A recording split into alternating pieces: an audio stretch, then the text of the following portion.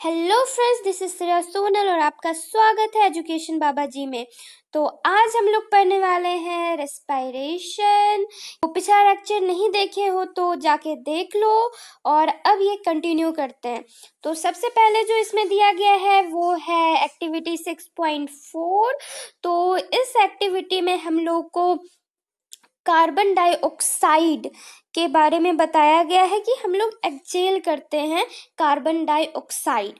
तो सबसे पहले रेस्पिरेशन क्या होता है वो जान लेते हैं। रेस्पिरेशन जो हम लोग ऑक्सीजन को इनटेक करते हैं और कार्बन डाइऑक्साइड को एक्सहेल करते हैं, तो इस प्रोसेस को हम लोग कहते हैं रेस्पिरेशन।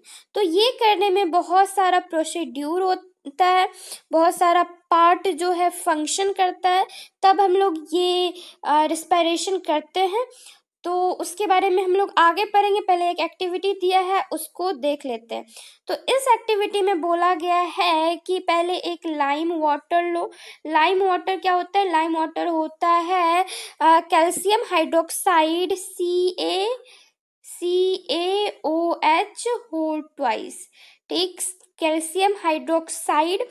तो लाइम वाटर में हम लोग को बोला गया है पहले अपने मुंह से एयर को निकालो, ठीक, एयर को निकालो पहले अपने मुंह से। फिर देखो कि इसको कितना टाइम लगता है कि वो मिल्की टर्न हो जाए, मिल्क कलर का हो जाए, वाइट हो जाए। तो इसमें बोला गया है कि पहले अपने मुंह से हवा दो वो लाइम वाटर को, फिर एक पिचकारी लो, पिचकारी से हवा दो।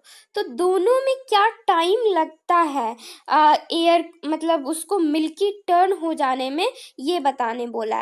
तो इसमें जो रिएक्शन इन्वॉल्व होगा कि पहले लाइम वाटर होगा, फिर हम लोग कार्बन डाइऑक्साइड प्रोवाइड कर रहे हैं, तो ये जो है CaCO3 में कन्वर्ट हो जाता है। CaCO3 में कन्वर्ट हो जाता है जो कि लाइम वाटर मतलब जो कि मिल्की कलर का, तब ये टर्न हो जाता है, ठीक।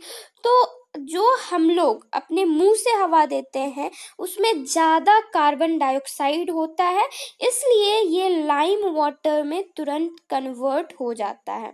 और जो हम लोग पिचकारी से हवा देते हैं तो उसमें कार्बन डाइऑक्साइड कम होता है, जिसके कारण मिल्की में कन्वर्ट थोड़ा लेट से होता है।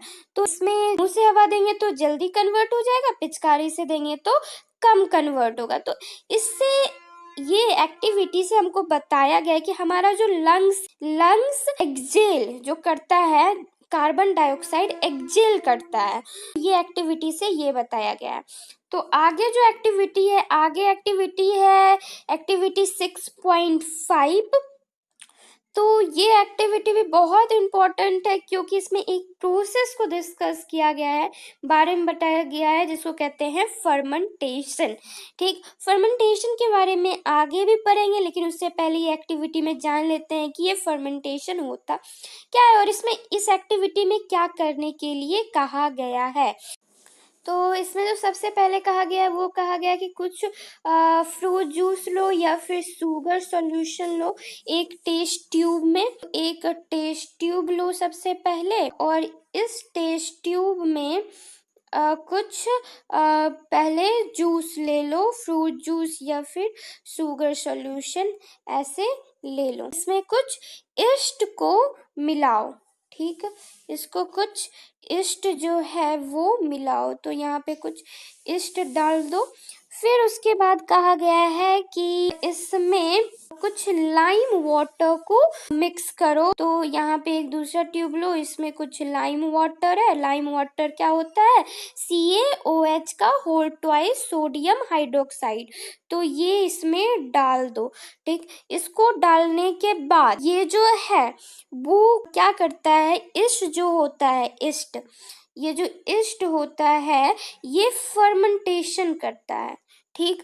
फर्मेंटेशन क्या होता है कि ये फूड जो है, फूड मटेरियल जैसे कि शुगर सॉल्यूशन है तो या फिर फ्रूट जूस है, इसको ब्रेक करता है, तोड़ता है और CO2 को रिलीज करता है। ठीक है, CO2 को रिलीज करता है और इस प्रोसेस को हम लोग कहते हैं फर्मेंटेशन। ठीक, इसको फर्मेंटेशन कहते हैं। ईस्ट एक यूनिसेल्यूलर बैक्टीरिया होता है जो कि फर्मेंटेशन करता है। फर्मेंटेशन के प्रोसेस में CO2 जो है वो रिलीज होता है। तो हम लोग जो ये ईस्ट है, ईस्ट का पाउडर देखते हैं जो कि पिज्ज़ा या फिर ब्रेड हो गया, उसमें यूज होता है, उसको स्पॉन्जी बनाने में। उसका जो आटा होता है उसको स्पॉन्जी कौन बनाता है? ईस्ट बनाता है, क्योंकि वो फर्मेंटेट करता है और CO2 रिलीज करता है, और CO2 जब रिलीज होता है तो वो उसको स्पॉन्जी बनाता है। तो इस तरह से यहाँ पे ईस्ट डालने पे फर्मेंटेशन होता है। और कौन सा प्रोसेस यूज होता है? ये सेम टू सेम जो ऊपर में ये वाला एक्टिविटी में जो प्रोसेस था वही प्रोसेस इसमें भी यूज होता है। जो रिएक्शन होता है वो होता है CaOH का whole twice plus CO2 can gives us the CaCO3। ठीक, CaCO3 कैल्शियम कार्बोनेट का फॉर्मेशन कर देता है जिसके कारण ये मिल्की में कन्वर्ट हो जाता है। ठीक, तो यहाँ पे ये लेक्चर ख़त्म होता है और इसके आगे वाला पोर्शन हम लोग अगले लेक्चर में पढ़ेंगे। और तब तक चैनल के साथ बने रहो। अगर चैनल को सब्सक्राइब नहीं किए हो तो जाके सबसे पहले सब्सक्राइब करो।